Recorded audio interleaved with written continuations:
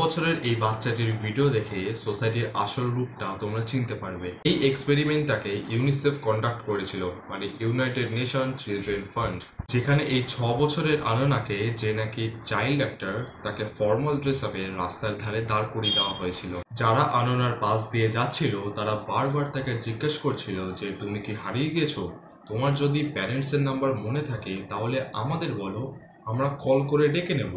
তারপর আননাকে সেখানকার একটা রেস্টুরেন্টে নিয়ে যাওয়া হয়। তখন আননা র্যান্ডম লোকেদের সাথে কথা বলে তাদের সাথে ফ্রেন্ডলি বিহেভ করে সেখানকার কোনো খালি চেয়ারে বসে যাচ্ছিল।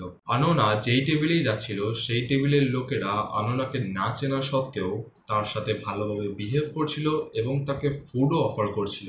এখন এক্সপেরিমেন্টের সেকেন্ড স্টেপ, যেখানে ইউনিসেফের টিমের মেম্বাররা আননার গেট আপ চেঞ্জ করে তাকে একটা পুয়ার লুকিং গার্ল বানিয়ে দেয়। এখন তাকে সেই আবার আগের রোড সাইডে দাঁড় করিয়ে দেওয়া হয়। আর এখন ফ্যাক্ট হলো, nobody on the street giving attention to her. আননাকে আবার সেই আগের রেস্টুরেন্টে নিয়ে যাওয়া হয়। আননা যার কাছে যাচ্ছিল সেই তাকে দূর করে দিচ্ছিল। এই বাজে বিহেভিয়ারের ফলে আননা এত আপসেট হয়ে যায়, যার ফলে ইউনিসেফের টিমকে এই এক্সপেরিমেন্টটাকে মাঝপথেই থামাতে বাধ্য হয়। ঠিক এইভাবেই লাখ লাখ বাচ্চাদের সাথে বাজে বিহেভ করা হয় পুরো পৃথিবী জুড়ে।